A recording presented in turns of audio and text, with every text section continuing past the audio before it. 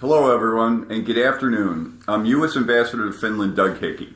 I want to thank you, Alexandra, and the members of AmCham and representatives of Nordea for the opportunity to discuss transatlantic trade and relations between our two countries. Finland's visibility in the United States has risen dramatically during Finland's NATO accession, providing American audiences a much better view of all that the country has to offer.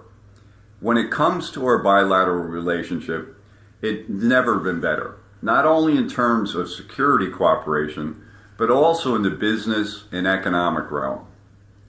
Finland is an important partner for the United States, including cooperation in quantum, secure wireless networks and communications, and green technologies.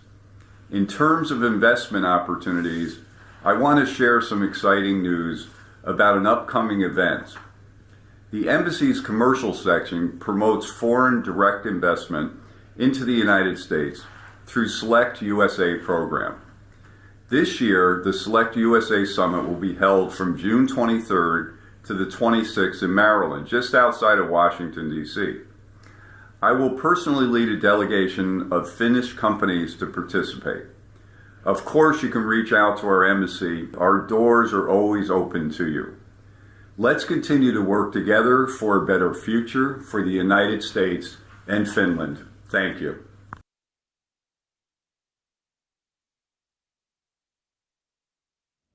For sending your warm regards and a warm welcome to everyone to AmCham's flagship event, Transatlantic Opportunity. Can I get a round of applause, please? Yes.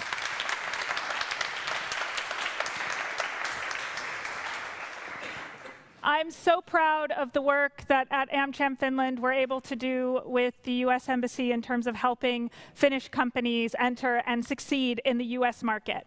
So I'm Alexandra Pasternak-Jackson. I'm the CEO of AmCham Finland. And today has been an incredibly important and exciting day for the transatlantic business community in Finland.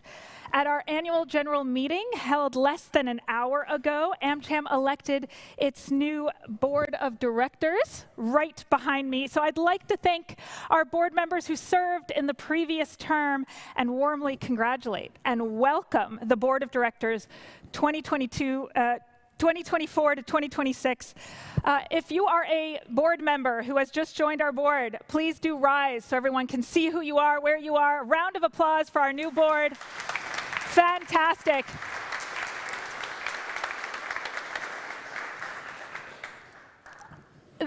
With the exciting new the exciting new board of directors, this next 2 years for AmCham, we have many new initiatives that we're launching to help our community thrive. For instance, on June 7th, we're officially launching our Harvard Business Review Press Learning Sessions, where we, with our visionary members, are really nurturing the next generation of leaders. And our visionary members really lead our community, and we're really appreciative of the companies behind me here who believe in the transatlantic relationship. Both our visionaries and our insiders will also get a little bit of help on the transatlantic front when we launch our new Strategy Directors Network, which we are launching on June 7th. And our Strategy Directors Network is modeled off our incredibly important Country Managers Network and is for the leaders inside your companies who focus on strategy, on resilience, on scenario planning. So stay tuned for that. And that's for June. But for today, we are here to talk about the Finnish-U.S. economic relationship, and that is what we're diving into, the potential that lies ahead. It's no coincidence that this flagship event is called Transatlantic Opportunity, because at AmCham, we continue to see opportunities for growth and development in the U.S.-Finnish partnership at all stages of growth and development for companies. So whether you're a small, medium, or large multinational, there's opportunities there for you today. And actually, did you know that European companies that receive both US and European investment grow faster than the scale-ups who only receive one or another? And that piece of data and more you'll find in the U.S.-Finland Economic Deep Dive 2024 that we are launching today, right now, at this event. So today, let's see, yeah, right here. So today we're at Nordea's beautiful old bank building. It's absolutely stunning. Thank you to everyone who joined us in person. And when we started this report, we wanted to work with a company that really understands opportunities and really understands that companies need information, data, and support in getting there. So we're very proud to partner with Nordea today and to be hosted by their team. Thank you guys so much. You're such a committed partner to this work. And you've actually contributed to this report since its first edition. In a short while, we'll be hearing from Juho Kostiainen, who's their senior economist and who's contributed and written for this report since we started it. We'll also be hearing from Ville Kaunisto, as well as 4 distinguished and energetic transatlantic leaders. Now, AmCham Finland has sponsored the big Transatlantic Economy Report. And when I say big, I wish I had a copy right now, but it is over 200 pages of data on the relationship between the US and all of Europe. And we've sponsored that since 2018 because we believe that decision makers should have data-driven and data to drive their decisions and put their storytelling on the right path. We want our members to have the right information to make smart decisions. But because we know that all of our members, you guys are busy driving your businesses, you're taking advantage of opportunities that are out there, you might not have time to take a look at that 220-page report. So at AmCham, we've distilled that all down into the Reader's Digest, which is a quick look at all the things that we know matter to Finnish and American decision makers and that are relevant in Finland. So to kick us off on the right track and to give some more flavor for the content that you will see in this report, I want a very warm welcome for AmCham's policy lead, Elsa Korpi.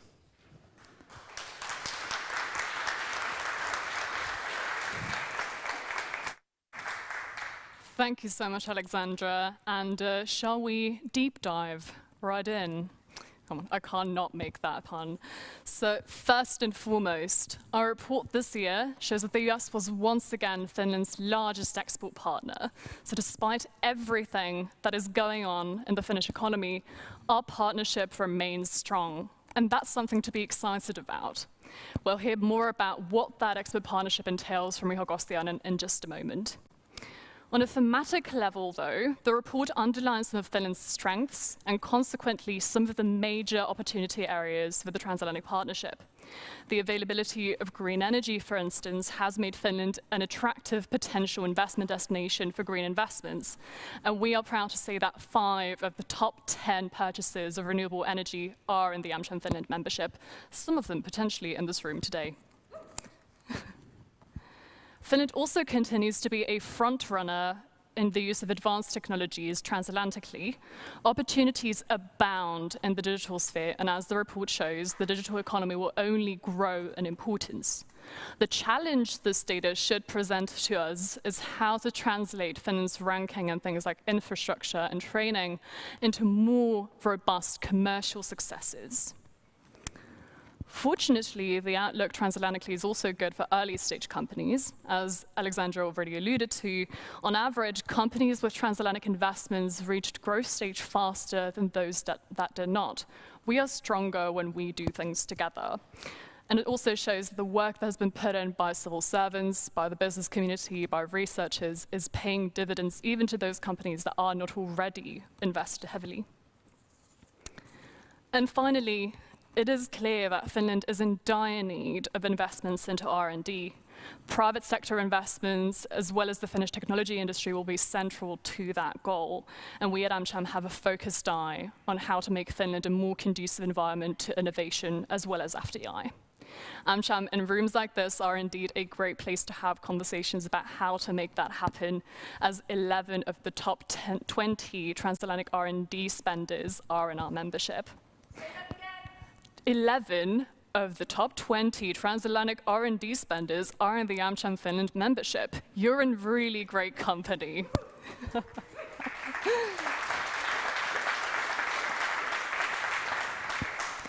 This is only an overview. There is lots to get excited about, lots to learn in the report that you have here at your seats, and our audience at home can find that under the QR code in this presentation, as well as on amcham.fi.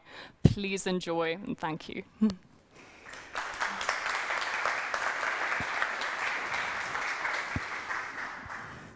Thank you so much, Elsa. And as Elsa mentioned, it's really one of my favorite times of year is when we get the raw data for this report, because that's when you start getting really excited about the power of the network that is in this community when you think about some of those facts that she pointed out.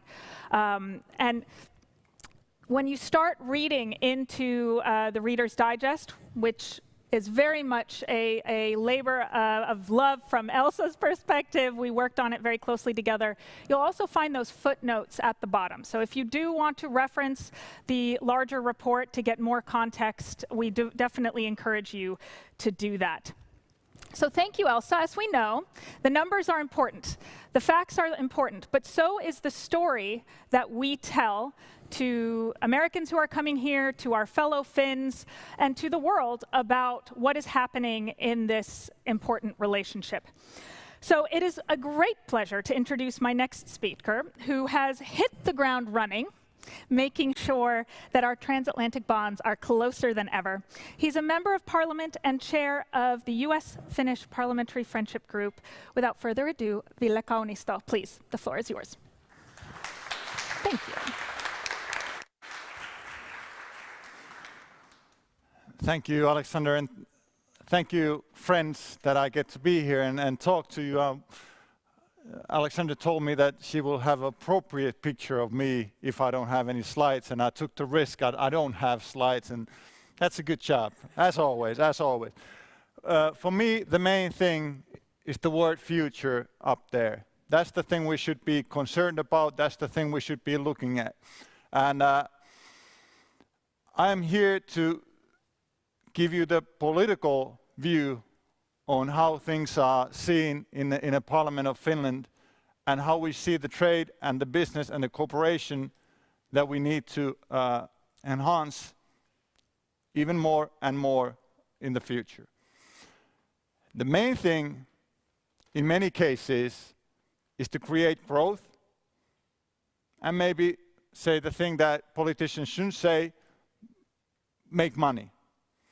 But then when we get deeper on those ideas and we look at the cooperation, the transatlantic cooperation, there's way more than that. They are the values that we can make better and we can live with. Human rights, democratic values, rule of law, security, all these things are the main things and themes and values that we should live up to. And all this doesn't mean that we cannot make growth and we can't make money at the same time.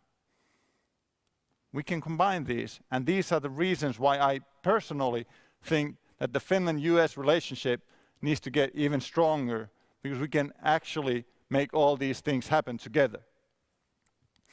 But the political situation, how I want to describe it right now is, I feel like we are driving on a highway going 80 miles an hour. And what happens when you're driving fast on a highway? Your vision kind of focuses in one direction. You see what's in front of you, and what's in front of us right now is all about hard security. It's about bombs, it's about guns, it's about tanks. That's the political view right now. That's everything that's there, and there's a reason for it. There's a reason why everything is about hard security right now. But everything on the side that's kind of blurred, that's the thing we should be focusing on. And that's the thing I would like to talk to you about, because this is the area on the side that we are not looking right now that is changing so rapidly, going from pro-business to pro-business from what we would like to have is pro-market. And these changes are actually changing the whole view how we see security. Because it cannot be just about fighting wars. It needs to be a strong Finland by the border that is actually part of this business and trade world that we can live in. We can create better. And that's why we are looking right now in a political landscape, we are looking at Russia's future and we're looking at China. And there's absolutely no good signs in the air right now. So then it's obvious the more we look west, the stronger we will get. And we've been a NATO country for 1 year now. So I'm saying this is the time. This is the time the US-Finland relationship should be even stronger and even better. I look at it, this is the second year coming that US is the biggest trade partner with Finland. It's not something that, you know, this is not just political nice talk that we should do this, we should do that. We are on the path. We are actually going there right now. So there's no reason for us to slow down. Finland can offer so many things with great level of expertise in telecommunications, pharmaceuticals, clean energy. And US has all the possibilities, the US companies, to invest, to prosper in Finland, and the other way around. This is what political landscape is looking right now. This is what we need to get stronger, to create security. And the main thing I kind of feel like we should talk about is leverage. And since we are living in the era of new technological breakthroughs like AI, I used AI to explain me what leverage actually is. I mean, we all know what it is. But a little bit more, what can it tell us? And yeah, okay. Leverage means that you put a little bit of money in and you create a system where everybody benefits and you make more money out of it. But when we look at the social aspect of leverage, this is it. It's a small group of people doing something big.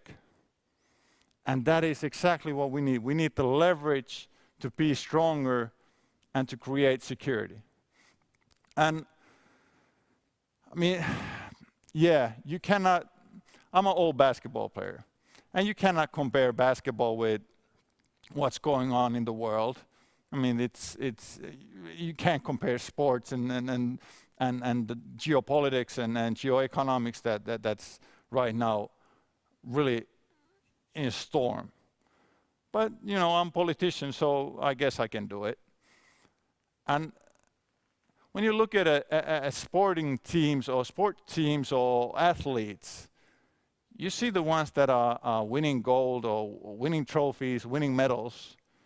But you rarely see, or people rarely talk about the work that it's done before that. They just see that, okay, these guys are doing great. It's easy for them. Yeah, it's easy for them because they've done the work early. And what you see even less is especially in teams, how many crises there are on that path to success. And yes, like I said, I mean, the crises in the world are way bigger than you would ever imagine in sports. Can't compare. But like I said, I will. The crises are there every day in sports. And the stronger friends and allies you have in that team, the stronger you're going to come out of that crisis. And in my view, this moment right now in the world, this is the moment when you actually get those friends, those allies, and you go get the trophy and you get the wins, because now it's the moment to build it.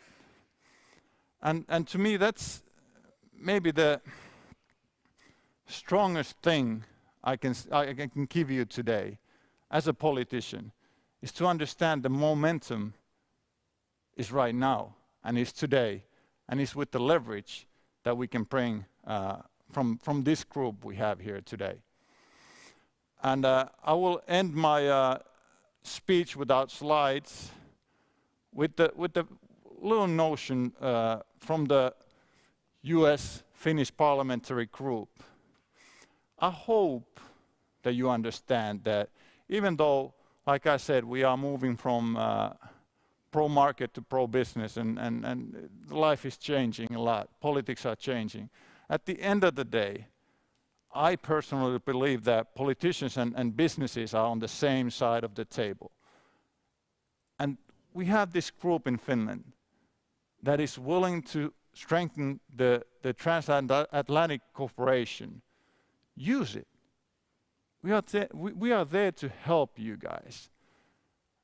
As a chair, I know that we have plenty of great MPs in our group. It's the biggest group we have in the Finnish Parliament. It should tell you something.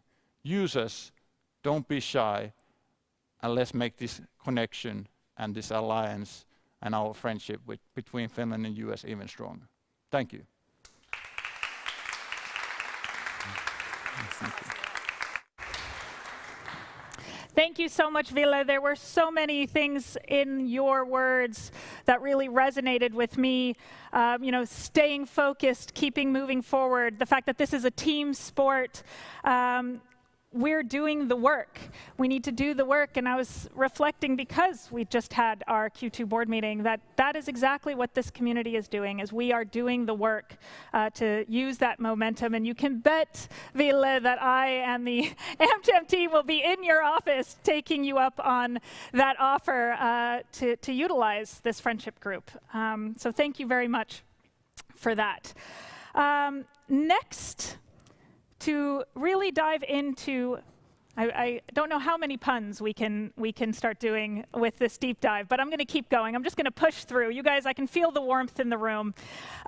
Next, we are going to deep dive with our senior economist from Nordea, Juho Kostiainen. We've really appreciated you working on these facts, pulling out this analysis. When he sends over those key talking points, there's like a thrill that runs up Elsa's and my spine when we're reading through what's going on. So this year, your analysis looked at more factors than ever, and we're really excited to have you here. Please come tell us a little bit more about what's happening in this US-Finnish economic relationship. Thank you.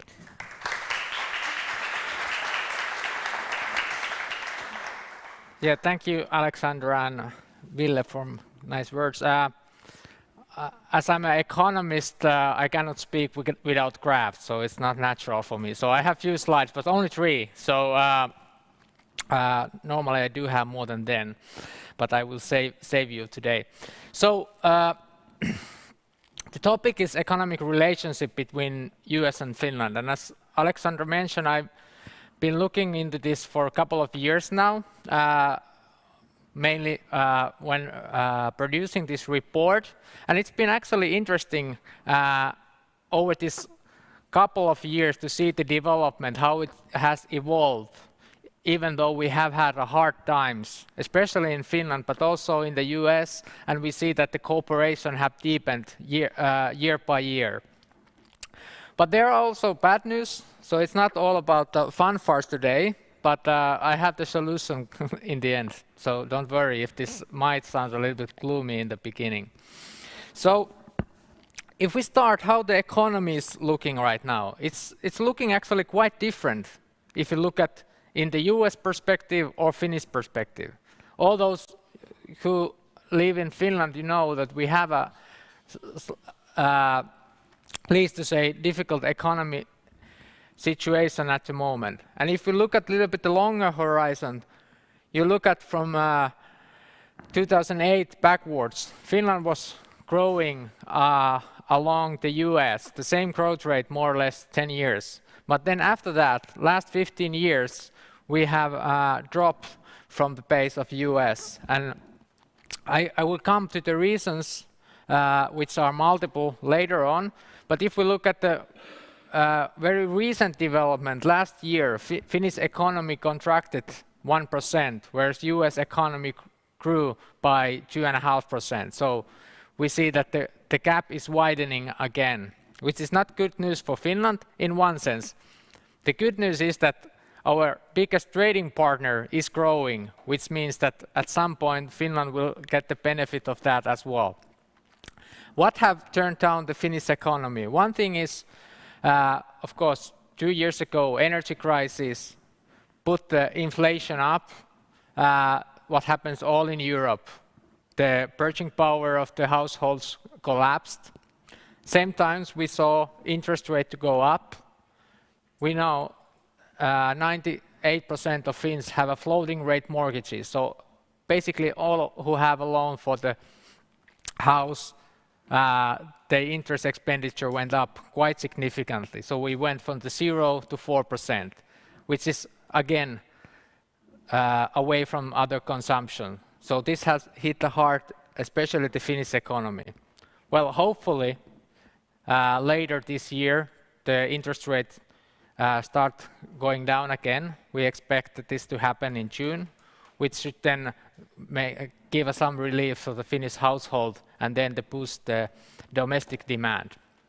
But there are also good signs from the global economy, as in the US, but more general, that the export market is starting to open again. And we hope this will also help the Finland to recover from this downturn.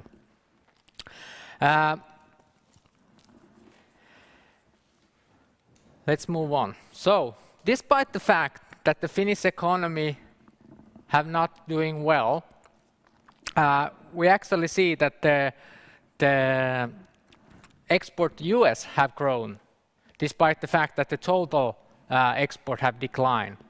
So if we look at 10 years back, what has happened to the Finnish export markets? So where we exporting our goods? So if we look at the 10 years back, we see US was less than 7%. Now it's here 13%, slightly bigger than Sweden, which is our neighbor. Well, this probably won't be the case every year. It changes year to year, depending where we export our 2 billion euro cruise ship each year. It varies, but still, US will be at least second, even without this one ticket, big one ticket item. What's the other thing has happened? Russia was almost 10% of our export 10 years ago. Then after invasion of Crimea, it was cut in the half, and the rest of the half is now gone. Which we are happy to take this hit, but it's fair to say that it has also contributed to the Finnish economy negatively over the last few years. So even the US have taken the bigger share, but still it's the transformation from the east to west is not that fast that it will come or can happen overnight. Then maybe to point out China here, which is more or less same size that it used to be 10 years ago. So our cooperation with China have not grown, but neither it have declined significantly. Then I promised some reasons why we have had this quite gloomy growth for last 15 years overall. And one reason comes here. So we see that Finns are not putting money on the research and development as they used to be. There's one big factor, one particular company, Nokia, is not investing as much as it used to be before. And we haven't had any other big companies to put the research effort in Finland in the same extent. Actually, Nokia is still the biggest R&D investor in Finland, even though they have scaled down the operations quite significantly since 2008 and so on. So, but the good news is that the small companies and medium-sized companies, they are investing in the R&D as much as in the US or other top countries in this area. But we're just lacking of these big ticket items. We don't have big pharmaceutical companies as Denmark, neither we have these big tech companies as in US who are putting enormous amount of money in the research. But we have the small ones, and as we know, at some point the small ones will be the big ones. So this will help. And also, as Ville mentioned there, the growth is important for the politicians as well, and the Parliament has taken action to put more money and incentives for R&D investments, which could then help to Finland get back to the track. And the good news is also that even the share of the R&D investments have come down, but it's now more international, the funding. Even here, in 2000, it was only 1% of R&D investment was financed by foreign companies. Now it's more than 13%, so it's steadily increased so that the foreign companies and funding have found the Finnish know-how in R&D. But of course we hope that we'll continue and boost this number going forward to bring our labor productivity on a growth path again. And now the good news, we have some good opportunities there. Just to mention two fields, this was also already said before, the clean energy. And I think this is quite an achievement if you look at how the CO2 emissions of Finnish electricity generation have developed over the past 13 years.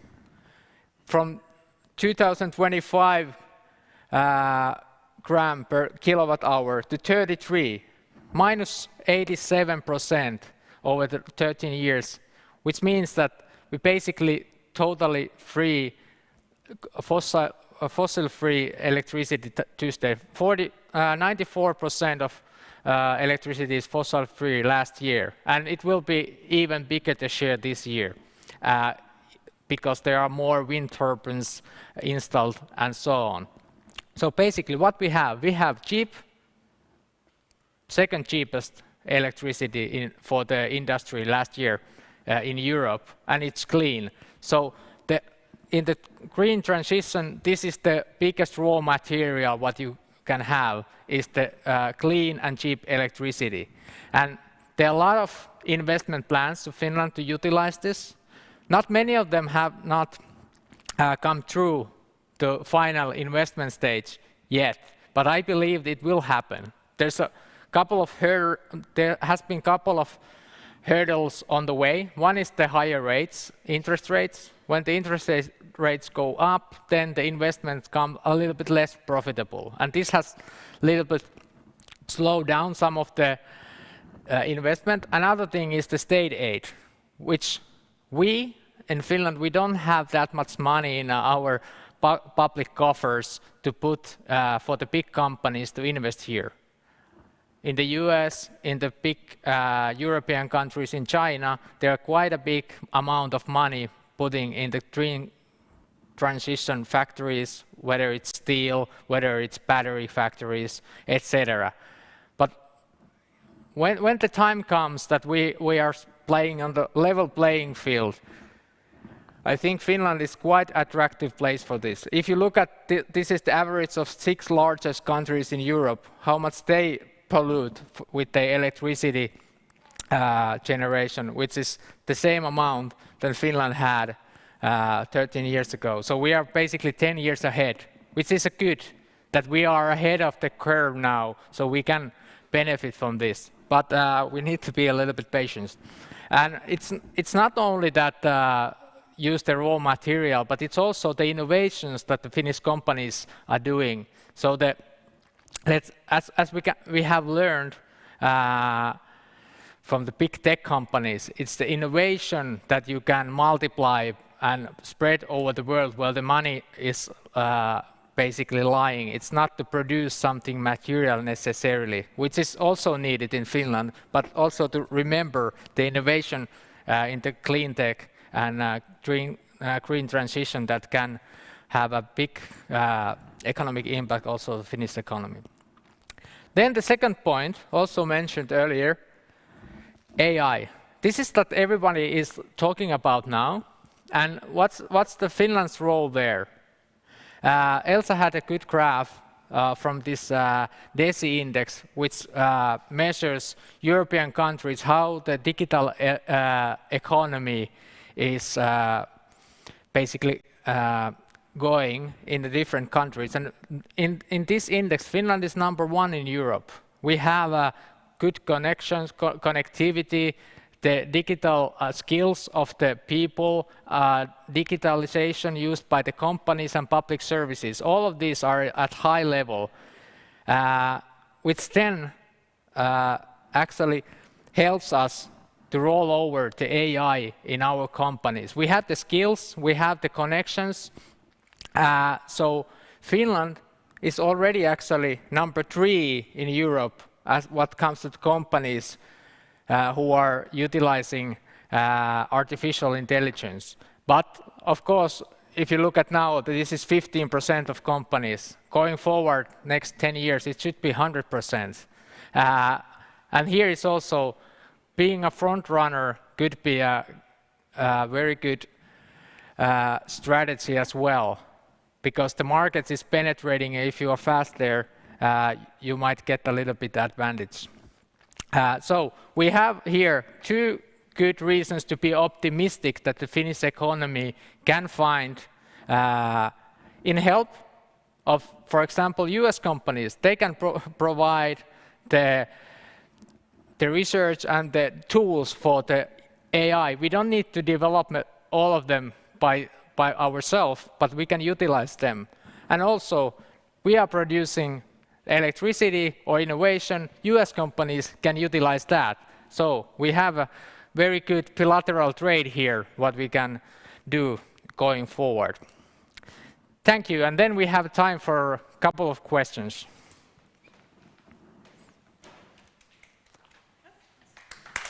No,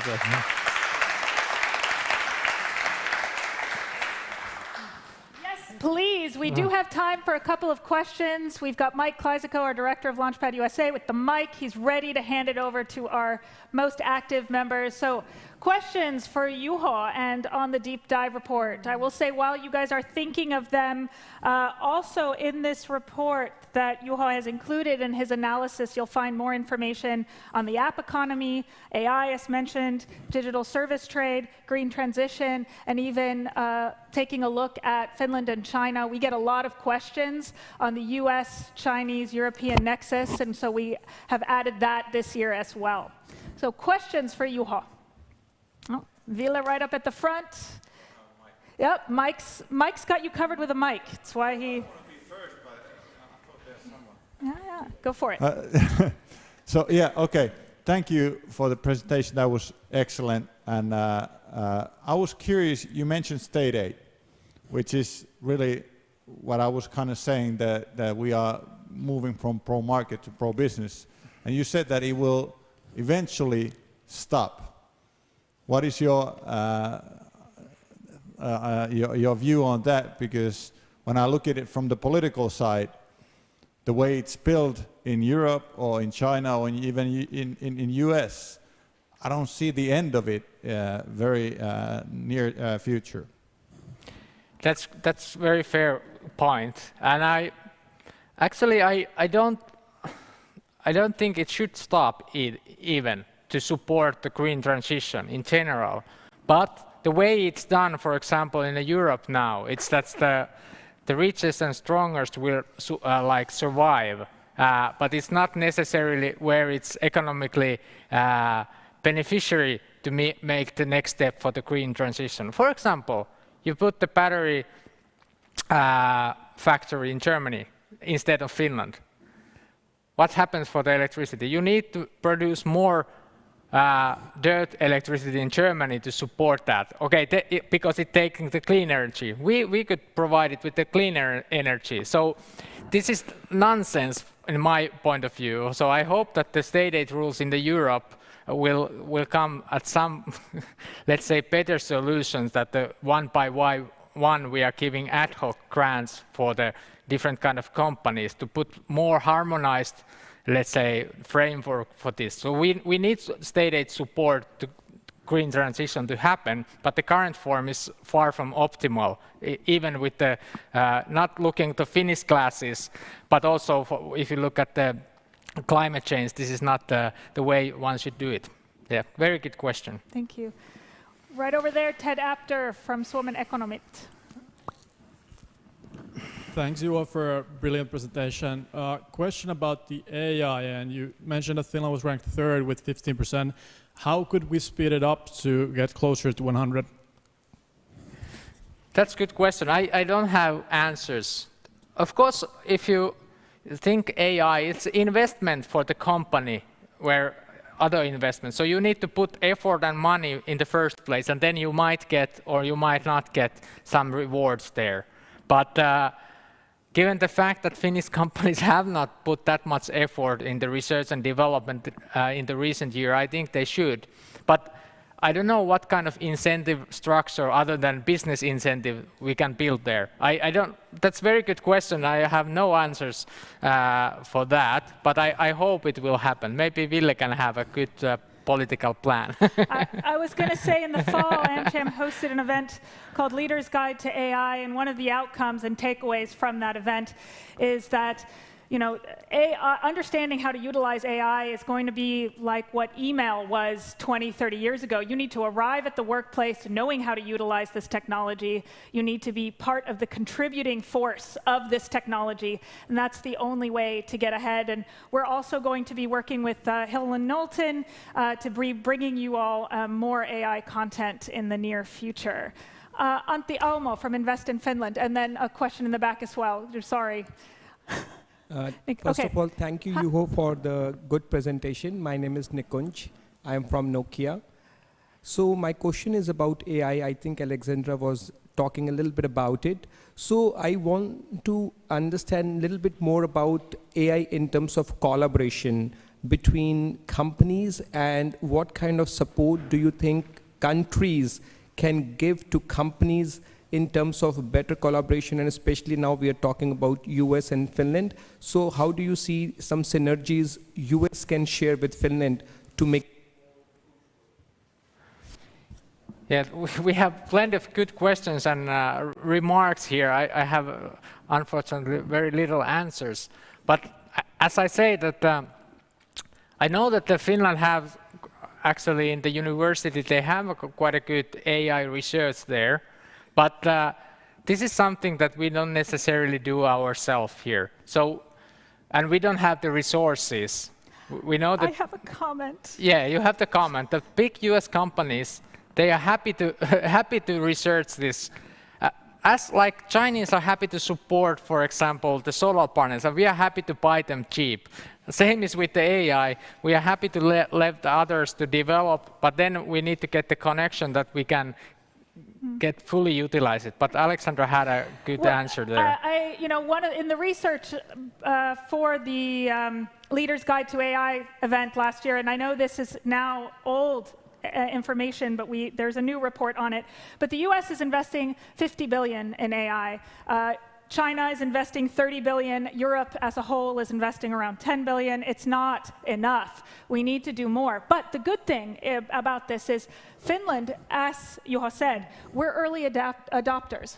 We are doing more than our European counterparts. So even though we don't have as much capital, we can lead the pack in this, which makes us very interesting partners for the US and for American companies, because that is clearly what's moving forward. It was US banks that first came out with predictions for the US economy in terms of how much AI will add to GDP.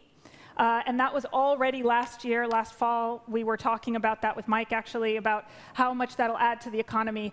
Nordea, we could be having those conversations as well. How much could AI add to the Finnish economy? How could we contribute to the US economy with that?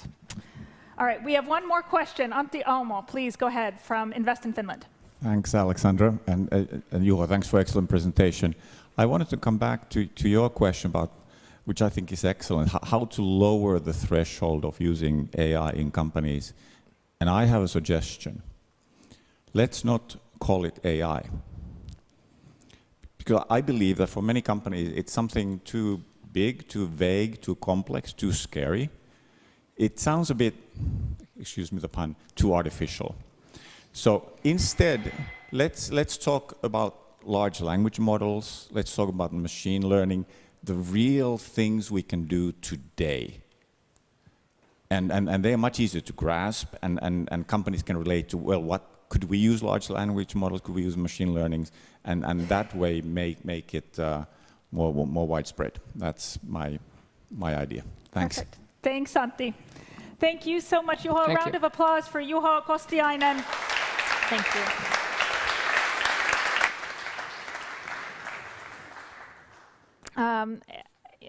I'll say the work that Juho does every year to really look at the analysis behind this report provides our organization also with direction in terms of what are those trends we should be looking at. And it's clear AI or machine learning or whatever we are going to term it in the near future is a core part of that.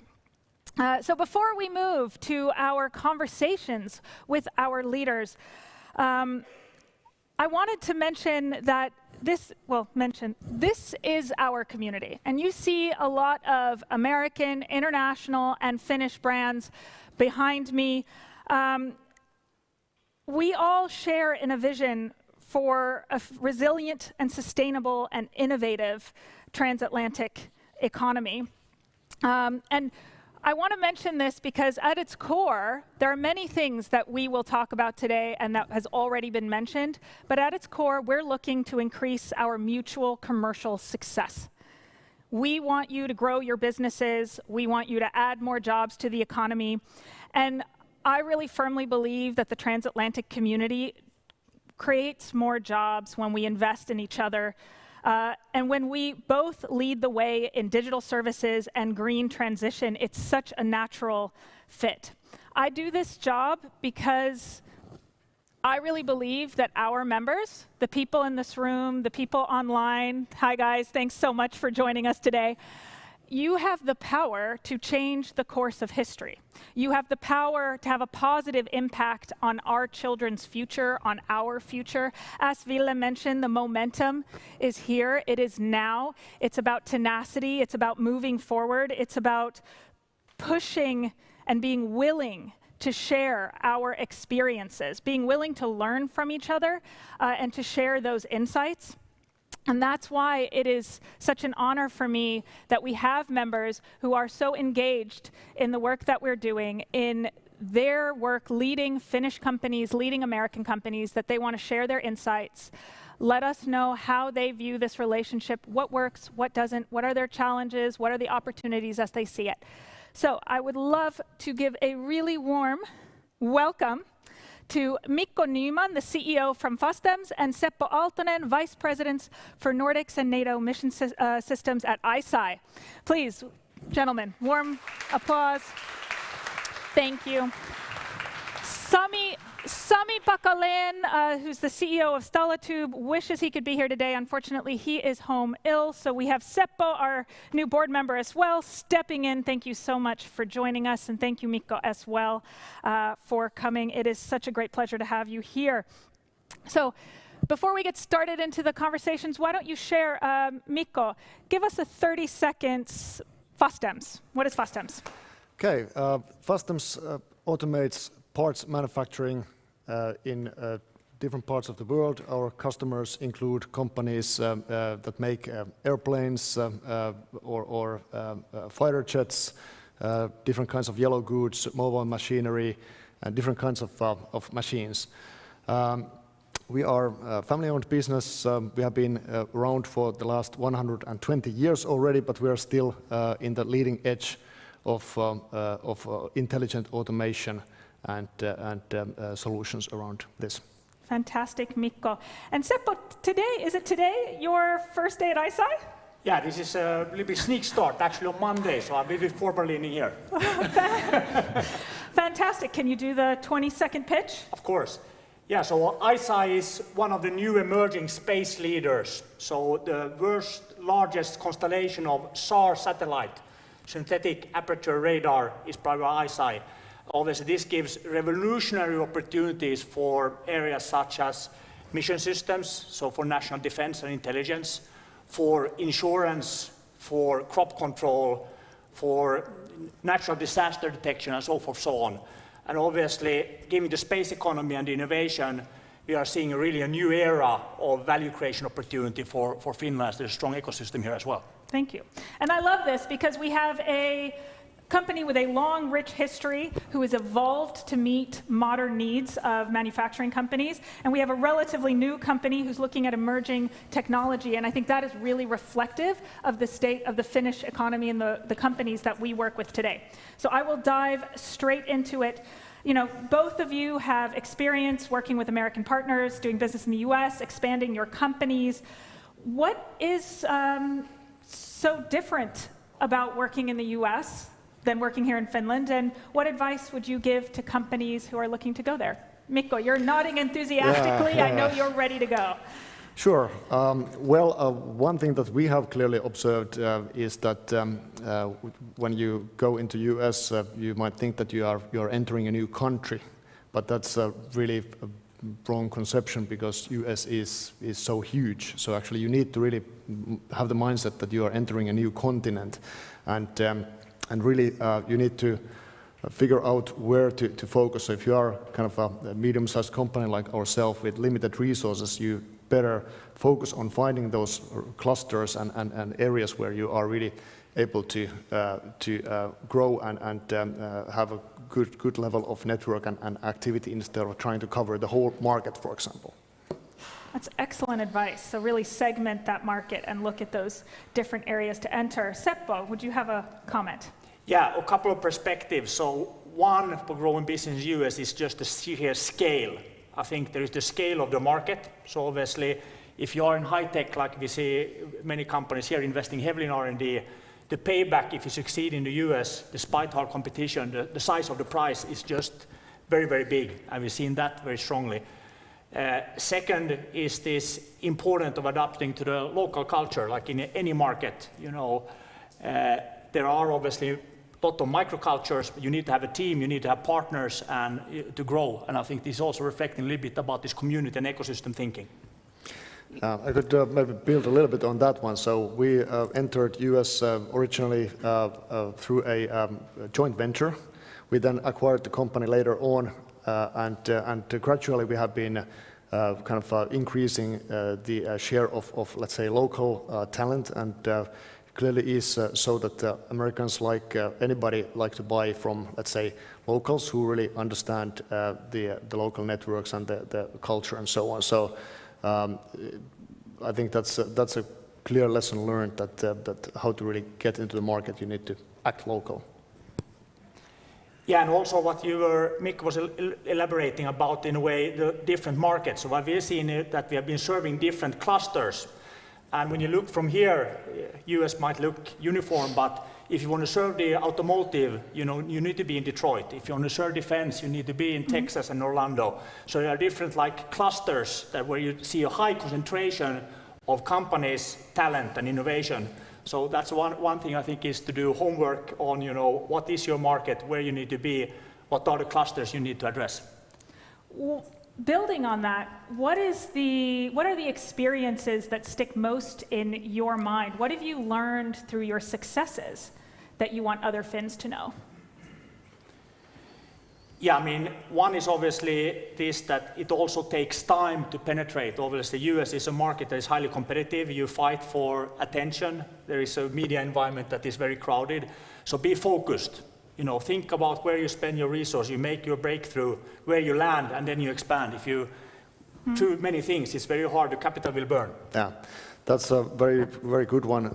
Another one that we have learned is that really the speed is slightly different in US compared to Finland and Europe. So I think that, let's say, keeping things simple is also something that's really very much appreciated, because then it gives you speed. So as an example, we have let's say, this entry-level automation solution where in Germany, where we have been started selling it, there's like 1,000 options that German engineers like to choose from. We tried to enter into US with this, and everywhere we can't understand, it's way too complex. Then we figured out that we'll have 3 different packages the basic, the advanced and ultimate, and now we are really successful with this one. So I think that's one clear insight.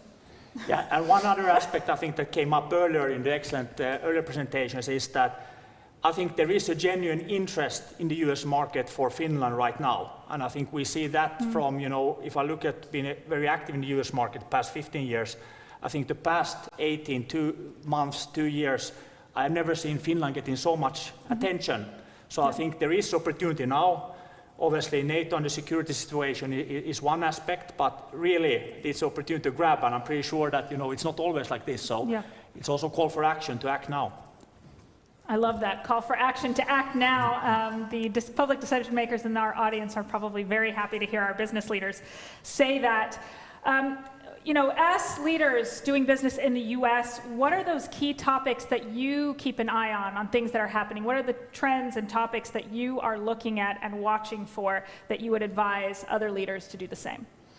Yeah, from our side, obviously, let's say the macroeconomic trends, exchange rates and so on are important, but also then very important is the rate in which the reshoring of the manufacturing takes place. So there's a lot of investment now going into this area.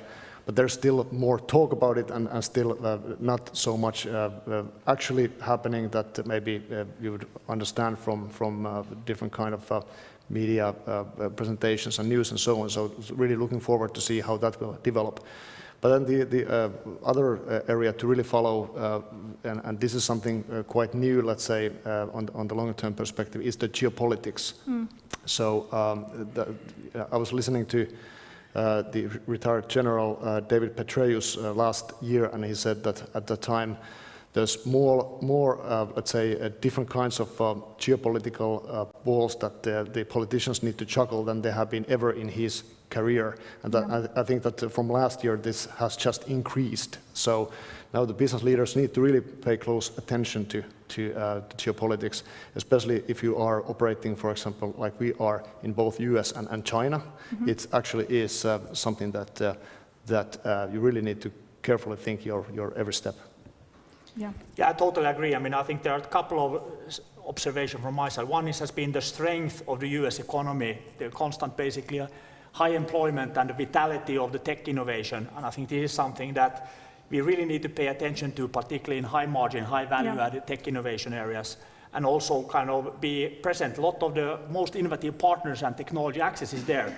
So if you want to compete on the world stage, I think it's important to be present. And I think second is exactly the geopolitics. I think that we see in all technology layers, if you think about the embargoes on Chinese and chipset manufacturing, we see the competition in AI, we see the militarization or dual use of a lot of technologies, and I think that's very much changed the perspectives of doing global business. So you have to be conscious about these strategic choices. Where do you put, non-revocable investments? That's very true. Even in this kind of traditional domain like manufacturing, you really need to pay closer eye continuously on, what the big tech companies in Silicon Valley are doing. So it's definitely permeating everything. Yeah.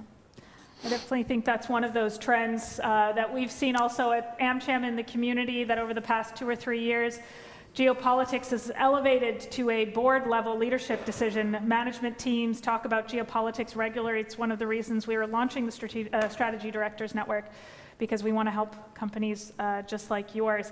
I would love to open it up for questions. I do have more on my handy little sheet here, but I want to make sure our audience has a chance to ask questions about Finnish companies entering, succeeding, and doing business in the US. Do we have any questions from our audience? Nope. Elsa and then Nina. Hi, thank you both for a really great panel so far. I've heard Mike Lysico here give enough presentations that I know that the US is facing a historically tight labor market. I think unemployment is at below 4% right now. And I also know that the advice that we give to launch pad companies is to establish boots on the ground. And so in this situation, how would you advise Finnish companies to be competitive as employers and to secure that local talent in the US? Yeah, Very good question. For us, obviously, this shortage of labor is really a key selling point, because what do you do when you don't find people? You need to automate. So that's really why we are thriving in the business at the moment. But in terms of entering the market, it is definitely a struggle for a small company to make a name in that kind of a big country. So even if in Finland we have a fairly good name when it comes to hiring good engineers, in the US not so much. So what we have tried to do is at least get name in certain area again, not for the whole country, but collaborate with one, let's say, good university and build it from there. That would be my kind of 5 cents. Yeah, I mean, I totally agree on the basically notion of war for talent. It's really basically when you're an unknown company from an unknown country, you have to make extra work to attract the talent, and also, as said, basically be really due diligent about the recruitment. And then, frankly, you have to kind of be competitive on the salary and so forth, and it's a different ball game. So, you know, to be competitive in a local market, you need to forget the Finnish standards. Nina. Let's try this mic if it works, right? Yeah. Maybe an advice to other companies. What is, so to say, in a nutshell, the selling pitch that you have made that you could share with others that make them get the investment, make them succeed? Well, at least from our side, you know, we feel that Americans like to talk about the ROI, so that's what we focus on. You know, what kind of return on investment you are able to get by investing into intelligent automation. You are able to grow and scale your business without having to invest into people that are scarcely available, and you're able to get more productivity and more profitability out of your business. So that's in the nutshell what we discuss. Yeah, and it's all about, you know, being very sharp about the pitch. How do you add value to the customer, solving the problem that the customer has? And from my side point of view is that we bring disruptive technology that enables doing totally new level of accuracy of space monitor at very reduced cost and very high speed compared to any systems available today. Okay, go right ahead. Mikko Puustinen from the Ministry of Economic Affairs and Employment. Maybe just shortly comment first. Can confirm that there's great interest and you know demand for new, even more Finnish products and services in the U.S. So when the Minister of Economic Affairs, Mr. Rydman, paid a visit to the U.S. with 17 companies a month ago, that was the conclusion, including also using AI and so on and so forth. But the question, just how about from your company's perspective, it seems that in the U.S. Different states in the U.S., they, for example, in the energy transition, they advance at different speeds. So is there any sort of like, you know, observations from your company's view, where is the sort of like the greatest growth, or what kind of strategies you have in terms of different states, West Coast, East Coast, and so on and so forth? Thank you. Yeah, from my point of view, it's been very much in a way the cluster thinking, that depending on what industry you are targeting, you need to basically see where is the critical mass. And I said basically automotive, Detroit, defense, Orlando, Texas, and so forth. And I can imagine that in many sectors you have the same thing, and then you have to basically penetrate there. Yeah, we have exactly the same thing. So it's very much about identifying the local clusters. So we, you know, California is a lot about space technology, for example, Texas about oil and gas, about defense, and so on and so on. So that's you can't think of the U.S. as a single market. You really need to dig deeper.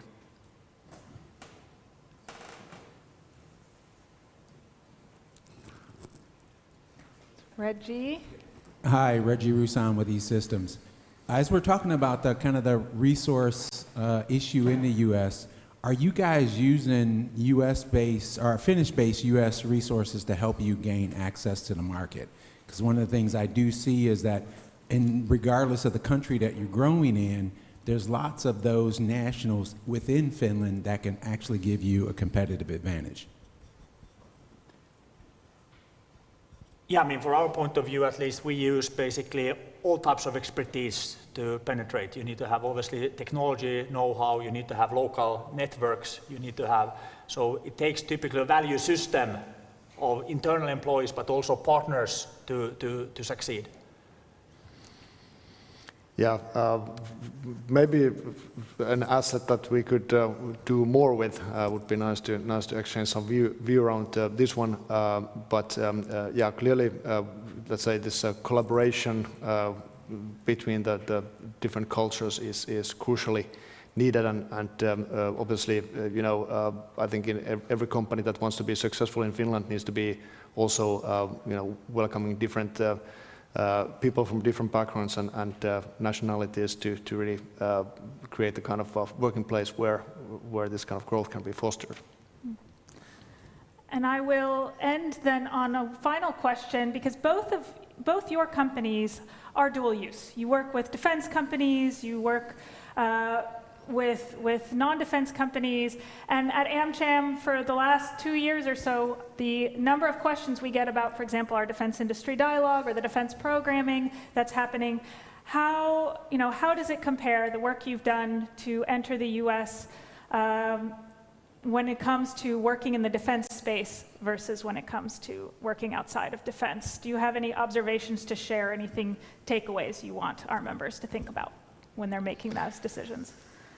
Yeah, well, we have been in the defense space in US much longer time than, let's say, before it became a sexy topic like this at the moment. You were there before it was cool. Yeah, exactly, yeah. But it is definitely kind of long-term relationship building, so there's no quick wins to be gained. And of course, you need some serendipity also in the process, like we have had in some cases. That when you meet the right people at the right times, you can make big movements forward. But it's a lot of long-term work and networking. That's what I can say. Love that you said networking. Thank you. And really, I mean, building that long-term trust, it takes time. So you have to have the patience. Your investors need to have the patience. At the same time, particularly in the US, the scale of the defense investment is kind of unparalleled. So you think about, in a way, in a NATO context, typically 70% of the scale is there. And it tends also to be a de facto standard very quickly, versus in a way, if you work with similar fragmented bases in Europe, where there's kind of different bureaucracies, different type of national protectionists typically. So it's been, yeah, the scale again, it's a very different market. Yeah. And I do want to say for the companies listening in and for our members who are considering, while working in defense is a long-term commitment, when I'm walking, I will be in DC in about 2 weeks, and with my Nordic and European counterparts. And when the US decision makers have questions about the defense industry, they turn to Finland. They don't necessarily know my name, but they know I run the AmCham in Finland, and they turn to Finland and they ask our opinion first. And I think that really says something important about what countries the US is paying attention to. So thank you, Mikko and Seppo, very much for sharing your insights. A warm round of applause. Please, gentlemen.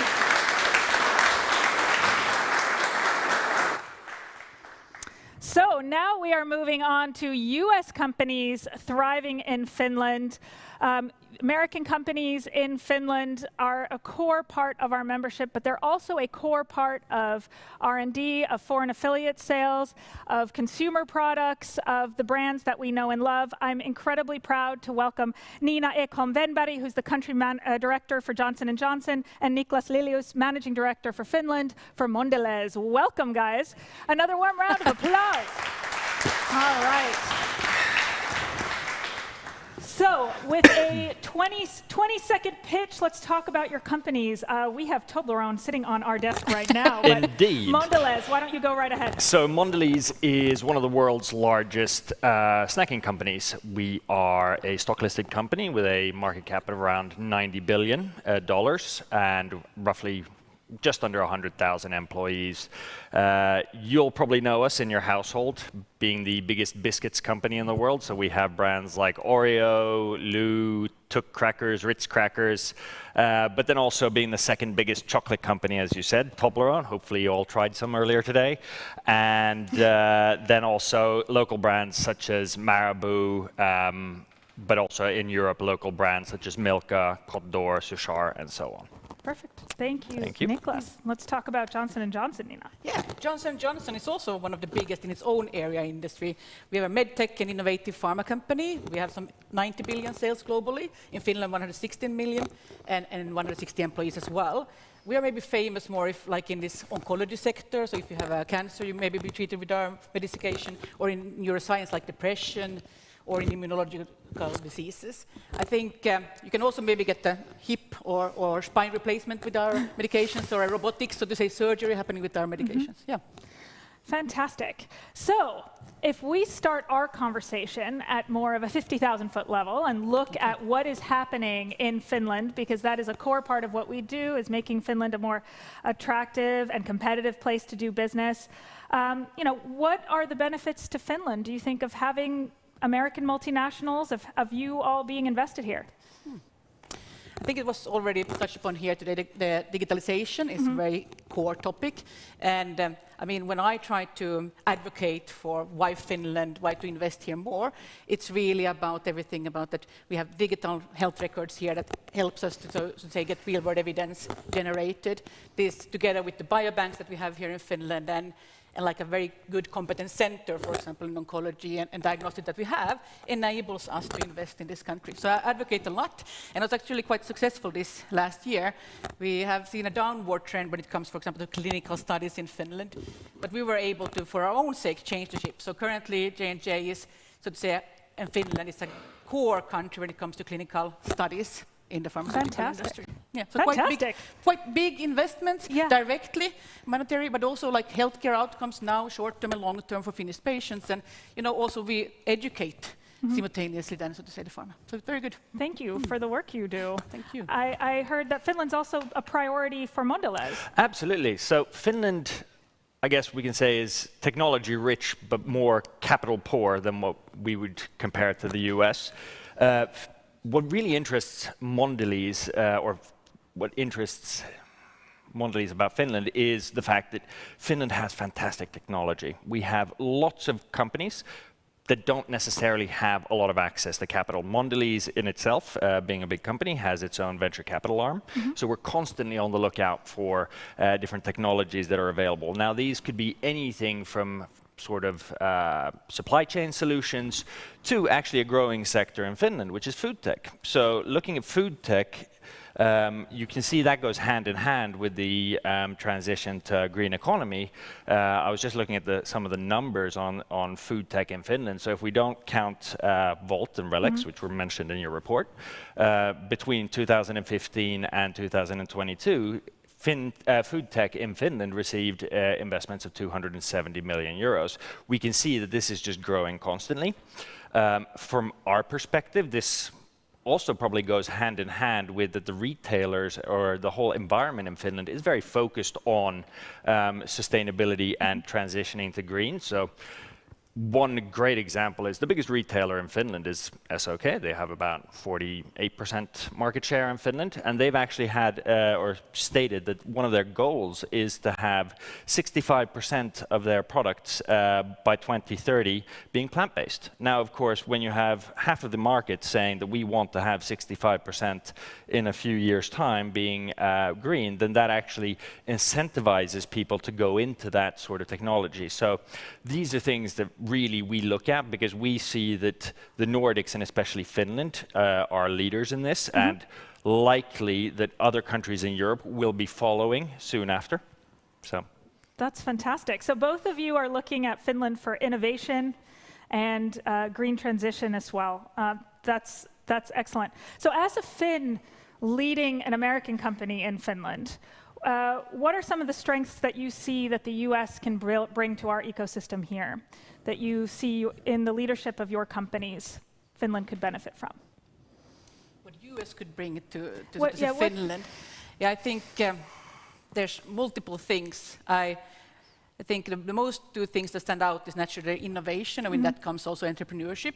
And then I think the other thing is the attitude, which means also global mindset per se. Yeah. I think our company is utilizing a lot this, say, innovation within the field we are, and also are an entrepreneur in many places.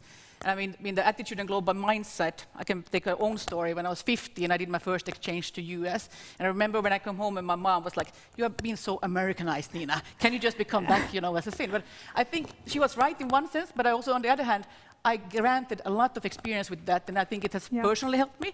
And also, that's what we do with the company itself. It's really this global mindset, and we invest some 3 billion globally in this kind of inorganic growth. So we're happy to invest more in Finland if there is, so to say, continued and stable society here. That's fantastic. I'm glad you mentioned mindset, because that's actually a word that comes up a lot in our country managers network. It's also, we produced the FDI vision a few years ago. The number one point of things that business leaders wanted Finland as a society to work on was having a more open mindset in terms of innovation and also being very international. Yeah, it was very good to hear the previous speakers here of how they do their pitches and how they, so to say, came about. Yeah.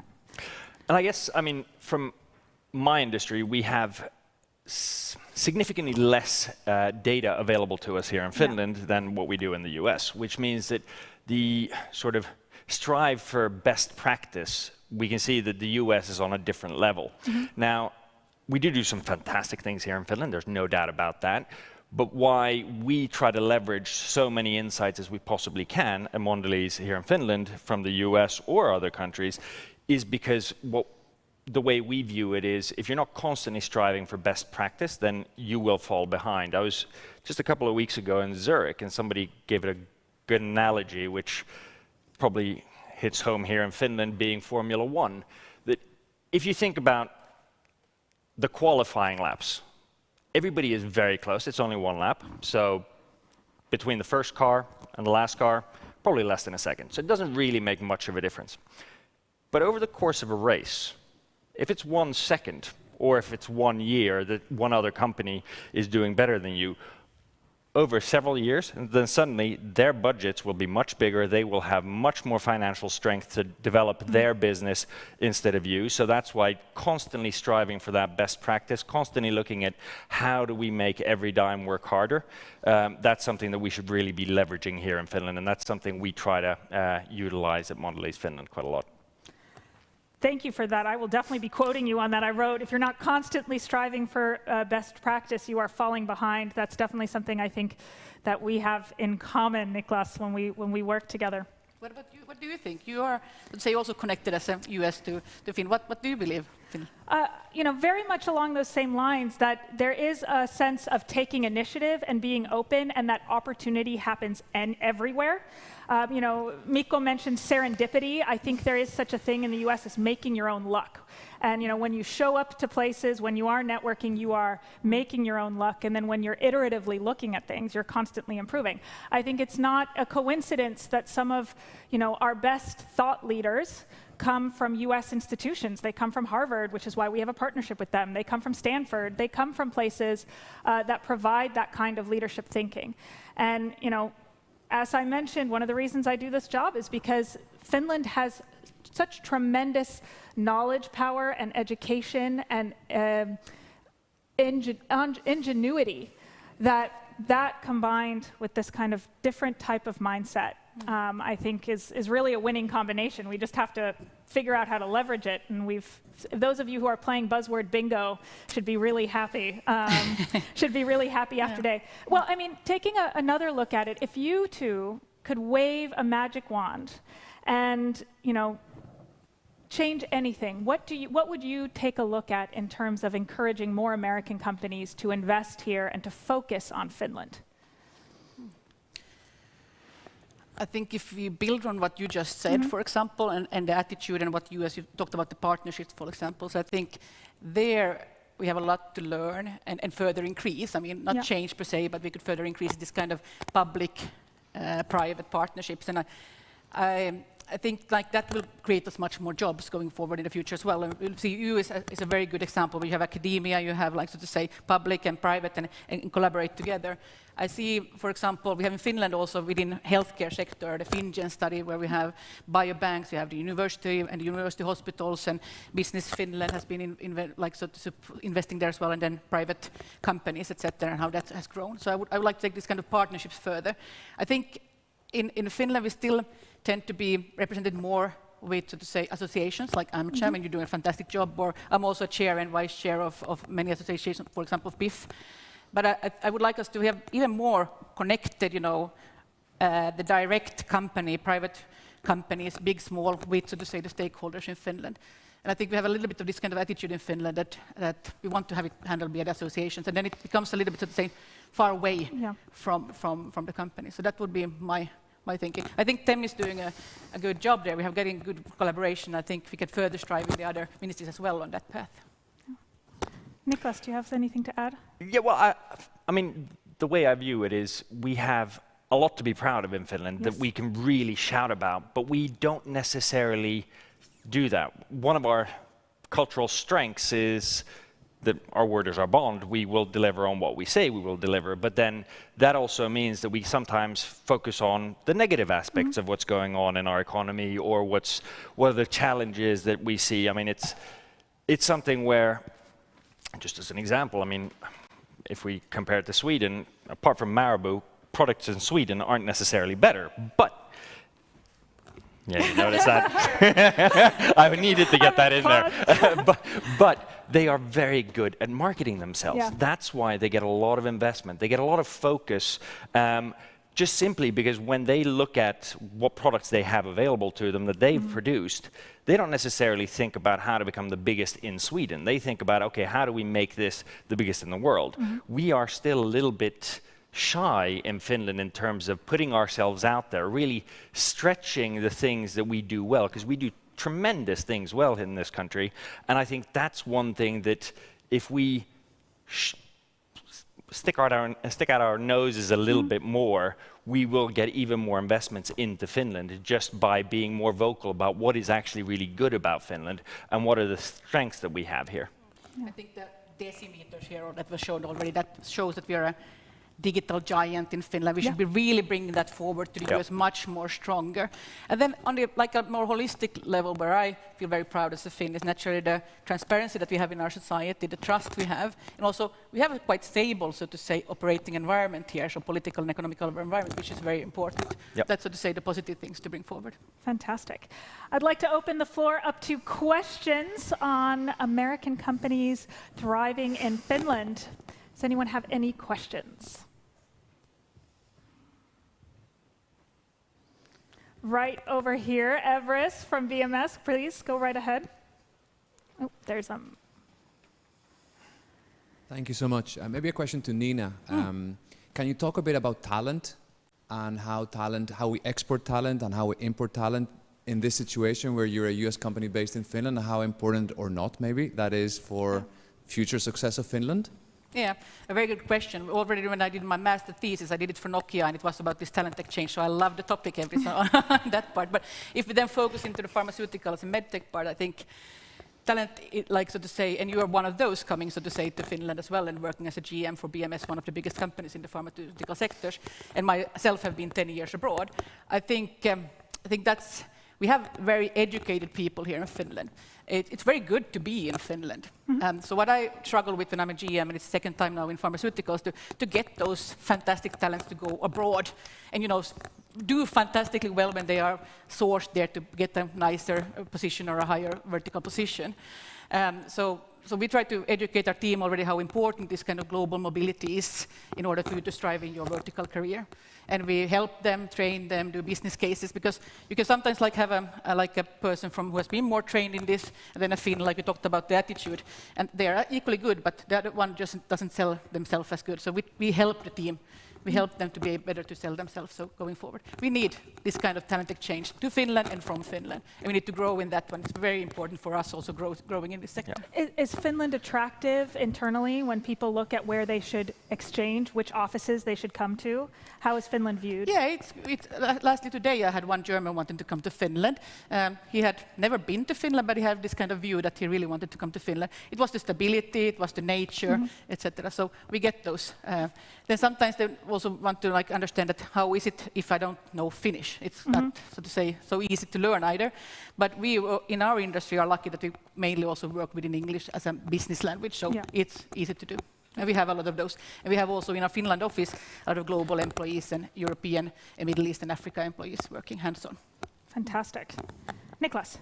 Yeah, I would say the same thing. For us, we actively try and encourage people to travel abroad, also trying to encourage more secondments and things like this, just to get more of an international understanding as to what best practice is in other countries. It's not to go there and take everything you learn and then come back. It's to go there, take the best things that you think actually these can be reapplied and suitable for Finland, to then make sure that the Finnish organization in itself accelerates its results.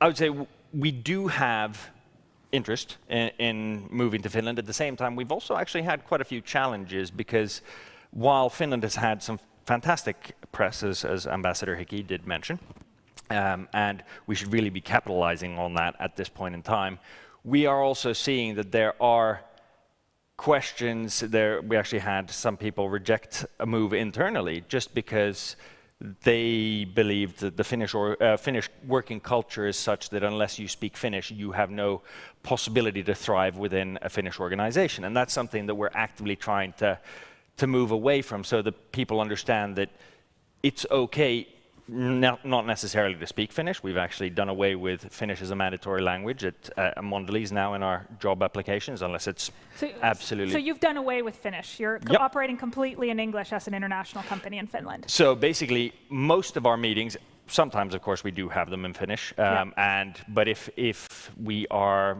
having... If we look at our day-to-day, we have so many meetings with international people that we have to be speaking English on a day-to-day basis. We're now actually getting, so Mondelēz Finland, up until now, has not had any non-Finnish speakers, and we're now getting our first non-Finnish speakers coming to the organization. And that's one thing that we do notice is, if you compare it to Sweden, for example, it's more acceptable in Sweden to speak even broken Swedish. You don't have to be perfect at speaking Swedish to be able to succeed in a Swedish organization. Meanwhile, here, even though Finns speak fantastic English on the whole, they prefer to steer away from it and instead stick to Finnish, which is why we've actually had a little bit of a challenge internally marketing Mondelēz Finland to the rest of the Mondelēz organization, but that is slowly but surely changing. I'm really glad to hear it is slowly changing. We have more questions.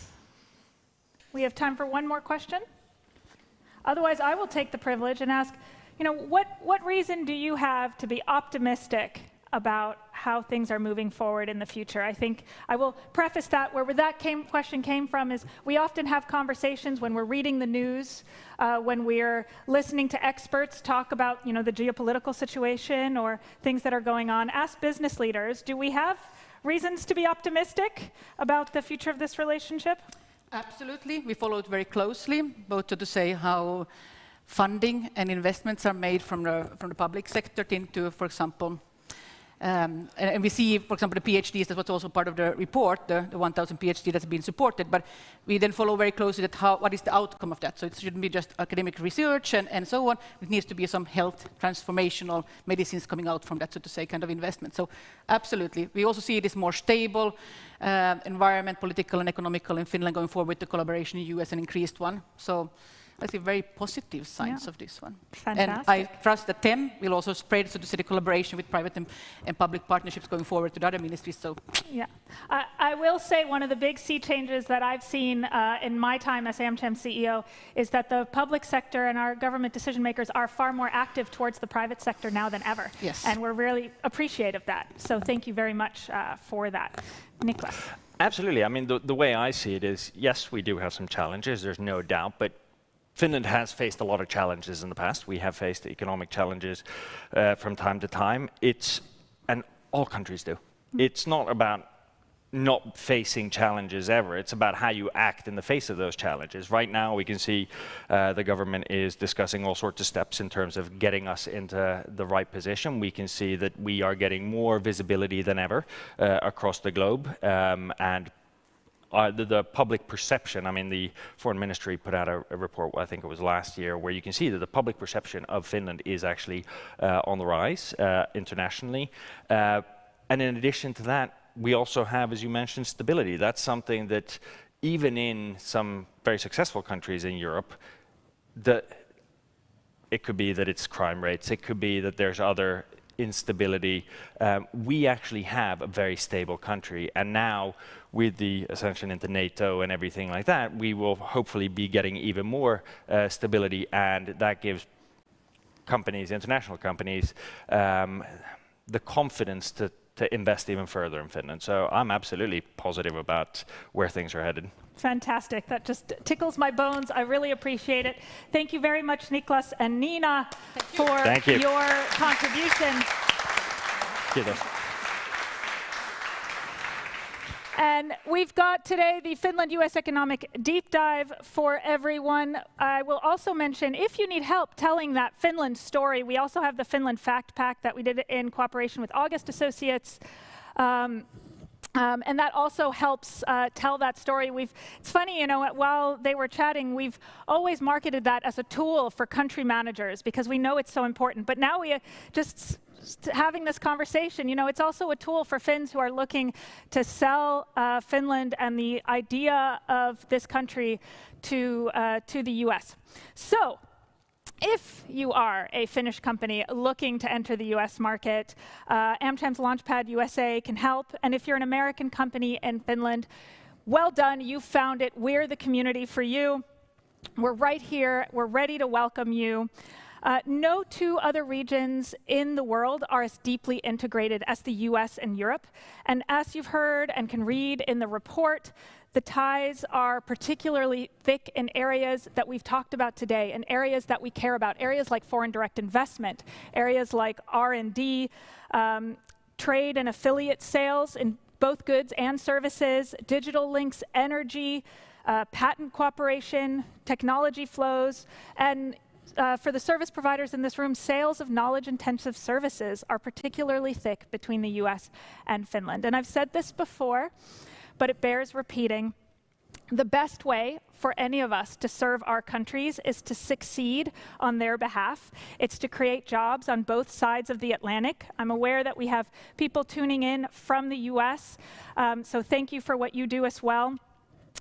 To innovate for the good of society and to educate so we know what the focus of our future should be. I mean, that's what Ville was talking about, was focus and future, and I really see that that's in the transatlantic relationship, and that's the purpose of us producing reports like this one.